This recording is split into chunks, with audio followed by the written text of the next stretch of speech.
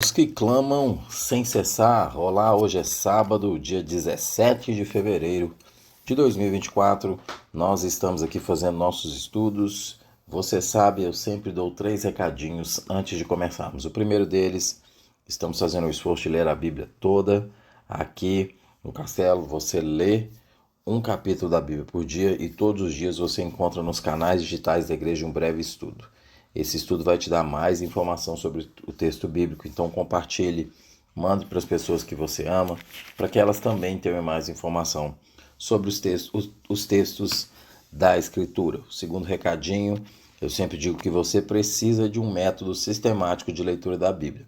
Por isso, eu sempre oriento para que você compre a Bíblia 365. Ela é um método sistemático de leitura da Escritura, onde você vai ler todos os dias um trecho do Velho Testamento, um trecho do Novo, um trecho de Salmos e um trecho de Provérbios. E também te instruo a sempre olhar aqui nos canais digitais da igreja os horários dos nossos estudos bíblicos. Isso vai edificar muito e abençoar muito a sua vida. Hoje nós vamos a Ezequiel 9 e nós vamos ler o capítulo todo. Nós vamos dos versículos 1 a 11. Então ouvi clamar em alta voz: tragam aqui os guardas da cidade, cada um com uma arma na mão. E vi 6 homens que vinham da porta superior, que está voltada para o norte, cada um com uma arma mortal na mão. Com eles estava um homem vestido de linho que tinha um estojo e descrevente à cintura. Eles entraram e se puseram ao lado do altar de bronze. E a glória do Deus de Israel levantou-se de cima do querubim onde havia estado e se moveu para a entrada do templo.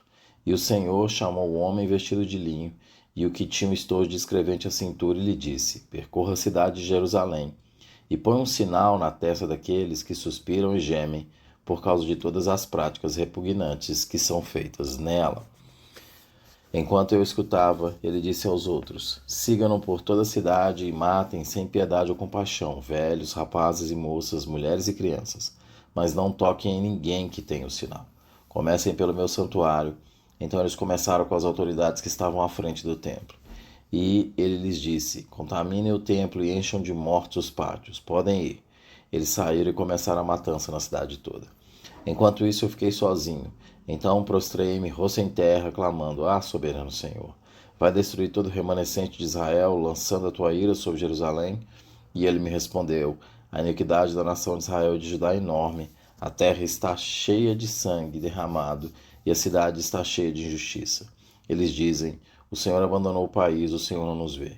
Então eu, de minha parte, não olharei para eles com piedade, nem os pouparei, mas farei cair sobre a cabeça o que eles têm feito. Então, um homem de linho com estojo descrevente à cintura voltou-se trazendo um relatório e disse: fiz o que me ordenaste. Eu costumo dizer, tem alguns textos que são bem autoexplicativos na Escritura, e se você tem acompanhado o estudo de Ezequiel até aqui, esse texto é bastante autoexplicativo. Nós temos guardas da cidade, que são claramente figuras angelicais. Elas aparecem na porta superior, que olha para o norte, no mesmo lugar onde estiveram a imagem dos ciúmes. Se você for lá em 8:3, onde nós fizemos o estudo ontem, diz assim: ele estendeu o que parecia um braço e pegou-me pelo cabelo. O Espírito levantou-me da terra até o céu, e em visões de Deus ele me levou a Jerusalém, à entrada da porta do norte do pátio interno, onde estava colocado o ídolo que provoca o ciúme de Deus. Então, a ideia é, ele olha para o norte, no mesmo lugar, eles aparecem na porta superior, que olha para o norte, no mesmo lugar onde estiver a imagem dos ciúmes, ou onde as mulheres estavam chorando por Tamos, lá em 8:14. Eu não vou ler de novo, mas você pode ver no estudo de ontem. E eles trazem armas mortais em suas mãos. Uma expressão idêntica no hebraico, aqui está registrada em Jeremias 51:20, com martelo de guerra.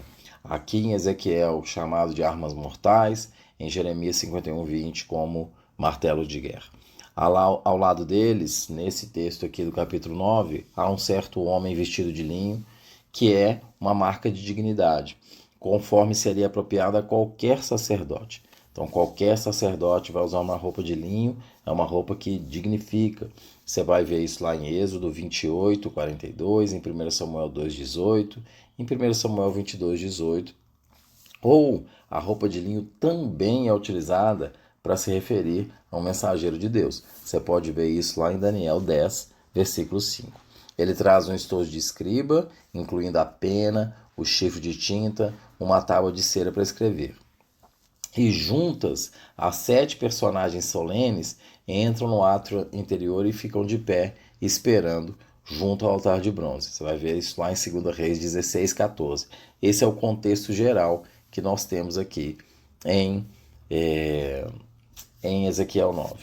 Mas o que Ezequiel 9 traz de essência para nós? Ezequiel 9 traz de essência para nós a ideia de que, como nós falamos ontem, Deus ainda está no templo, mas está na visão de Ezequiel, mas está dizendo claramente que o povo é um povo idólatra, que o povo é um povo que o abandonou e que o povo é um povo que vai ser castigado por isso. Ele está dizendo claramente isso. Mas aqui há uma marca interessantíssima nesse texto de Ezequiel 9. Diz assim, nos versículos 3 e 4. E a glória de Deus levantou-se de cima do querubim onde havia estado e se moveu para a entrada do templo. E o Senhor chamou o homem vestido de linho, que tinha um estojo de escrevente à cintura.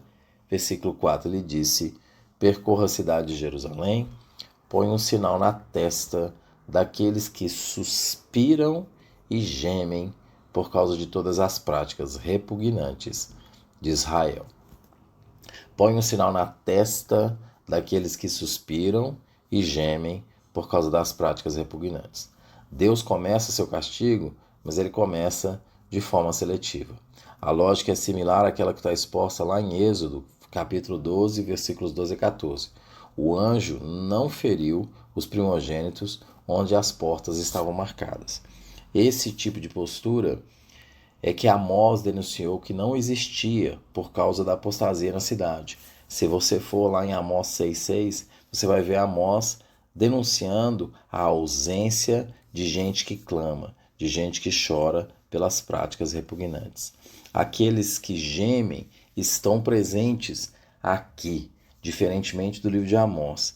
Mas eles também estão presentes no Sermão da Montanha. Jesus vai chamar esses indivíduos daqueles que têm sede e fome de justiça, que clamam. É bastante interessante que o livro de Ezequiel trata tanto de julgamento, mas se você for lá em 1 Pedro, você vai ver que Deus está cumprindo aquilo que ele diz na sua própria palavra. Em 1 Pedro, no capítulo 4, 1 Pedro capítulo 4, versículo 17, o texto bíblico diz assim, pois chegou a hora de começar o julgamento pela casa de Deus. E se começa primeiro conosco, qual será o fim daqueles que não obedecem o Evangelho de Deus? O julgamento e a condenação começa pela casa de Deus. O juízo visto em Ezequiel 9 é sem piedade. Por quê? Porque toda iniquidade precisa ser castigada. Eu já mencionei isso algumas vezes em alguns estudos aqui. Em momentos como esse, que nós vemos um texto como Ezequiel 9, nós começamos a achar que Deus é severo demais e nos deve uma série de explicações. Mas o homem peca contra o seu Criador, ele é o que desobedece, e é Deus que tem que se explicar? Isso parece estranho.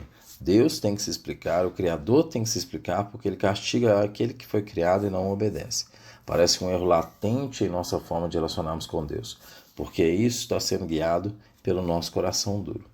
Ezequiel 8 aqui, Ezequiel 9 aqui, mostra exatamente que o juízo vem pela casa de Deus. Mas há alguns que clamam e veem que as suas práticas são práticas repugnantes. Há alguns que clamam e choram que veem que as suas práticas são repugnantes. Há a visão aqui do próprio Ezequiel que aponta para Cristo como um intercessor. Se você olhar no versículo 8, diz assim, então prostrei-me, rosto em terra, clamando, soberano Senhor, vai destruir todo o remanescente de Israel? Ezequiel aponta como a figura daquele que intercede e fala, Senhor, você vai nos abandonar? Esse deve ser o nosso padrão ao ler a Escritura. O padrão do versículo 4 e o padrão do versículo 8. Enxergar que a depravação humana existe, que ela está aí. enxergar que ela vai ser castigada, visualizar que há aqueles que clamam em angústia pela restauração de coração. Ver que Deus providenciou o seu intercessor, Jesus Cristo, o justo, para restaurar aqueles que clamam. Esse deve ser o nosso padrão ao ler a Escritura. Entender que nós somos caídos, entender que a nossa queda e a nossa injustiça será castigada porque Deus é justo, mas entender que há pessoas que Deus move o coração, e essas pessoas que Deus move o coração clamam pelas suas práticas repugnantes e clamam para que a sua vida seja santificada. E com uma ciência clara de que Deus providenciou um intercessor para isso. Talvez você tenha começado o estudo querendo ouvir sobre um clamor que Deus ouve especificamente para responder uma demanda específica que você tenha, porque o título do estudo é Os que clamam sem cessar. Por certo, Deus ouve esse tipo de oração. Deus ouve o tipo de oração de um clamor específico que nós estamos falando. Mas esse não é o clamor de que trata Ezequiel 9. Ele é um clamor aqui parecido com o de Daniel 9. É o pedido daqueles que sabem que são perdidos, daqueles que sabem que precisam de Deus, daqueles que têm fome e sede de justiça, como Jesus aponta, daqueles que sabem que precisam desesperadamente do Senhor, sabem que as suas práticas são erradas, são repugnantes, que o seu coração é mau e que por isso clamam ao Senhor e falam: Ah, soberano Senhor, move o meu coração, transforma o meu coração, ajusta de maneira radical o meu coração. Eu falo isso de maneira frequente nos meus estudos. O ser humano precisa de um ajuste radical no coração. E isso só é possível quando as pessoas clamam e suplicam para que Deus promova esse ajuste radical. Que Deus te abençoe.